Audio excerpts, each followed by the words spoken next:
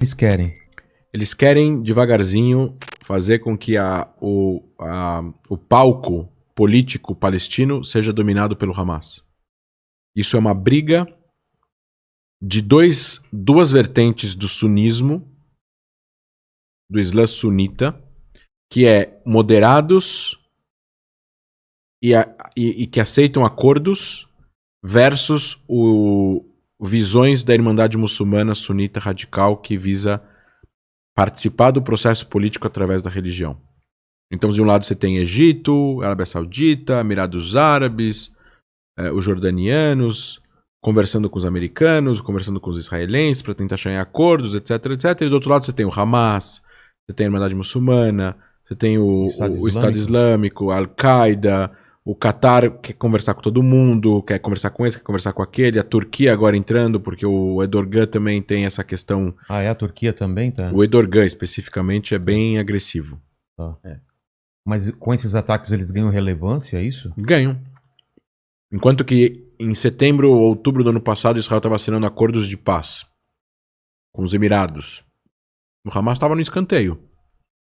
O mundo árabe está se abrindo para Israel, todo mundo quer comprar startups de Israel, todo mundo quer investir no Waze, etc., que é israelense. De repente, o cenário palestino ficou em segundo plano. Eu, na minha opinião, acho que é bom Israel ter relação com o mundo árabe ter relação com Israel, porque o mundo árabe pode depois pressionar Israel, tendo relação com eles, para fazer um acordo com os palestinos. Acho mais fácil é pressionar amigos do que pressionar inimigos. É. Então, a questão palestina ficou em segundo plano e ainda mais o Hamas em Gaza. Os palestinos iam ter que ter eleições agora em março, em maio, junho. E o presidente palestino cancela as eleições porque ele está com medo de perder. Então ele cancelou. Ele já teve tido eleição desde 2011, não tem eleição lá. Então ele teve eleição em 2006, depois não teve mais. 14 anos já. Acabou o mandato dele em 2010. Estamos em 2021, não teve eleição. Eles cancelaram as eleições.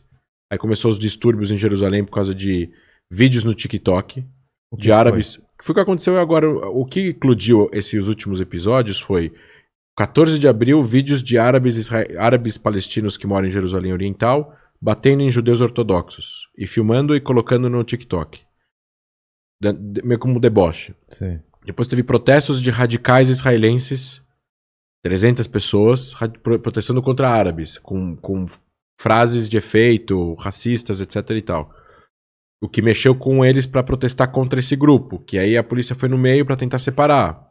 Aí você tem gás lacrimogêneo pra lá e pra cá e canhão de água entre os dois. E aí você tem visões, fotos. Aí você tem, nisso você tem a influência de televisões árabes que aumentam o que acontecem, como a Al Jazeera, por exemplo, que é o canal estatal do Catar. E o Catar tem uma relação com a Irmandade Muçulmana e com o Hamas. E é o maior canal árabe do mundo.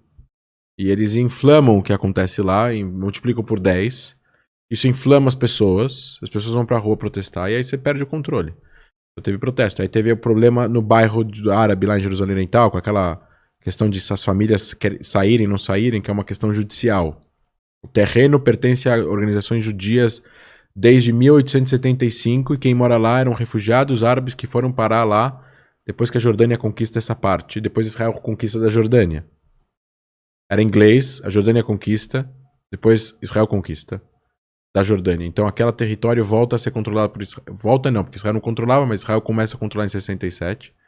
Aí você tem 3 casas lá que moram famílias árabes, que elas não são donas da terra, mas eles moram lá há 70 anos, são refugiados. Eram refugiados de 48.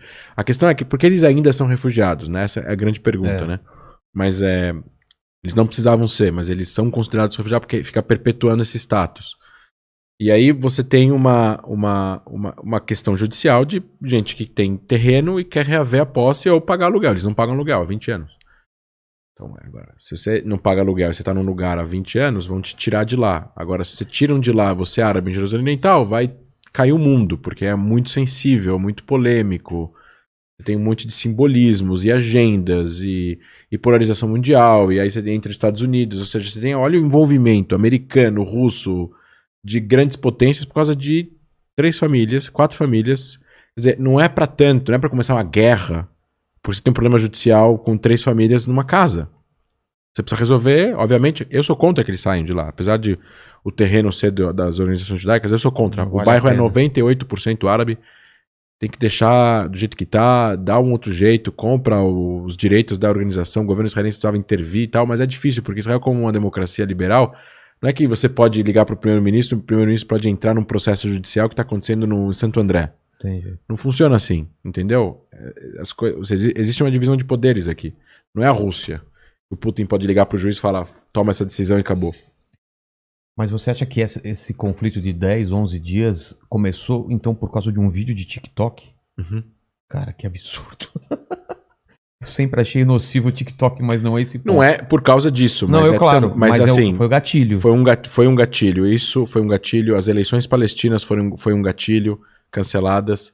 O negócio do bairro de Jerusalém foi um gatilho. E os protestos na mesquita de Al-Aqsa. Mas é que uma coisa levou a outra. O protesto do TikTok levou protesto. O negócio. As agressões do TikTok levou protestos judeus. Radicais. Que levou ao protesto do outro lado, que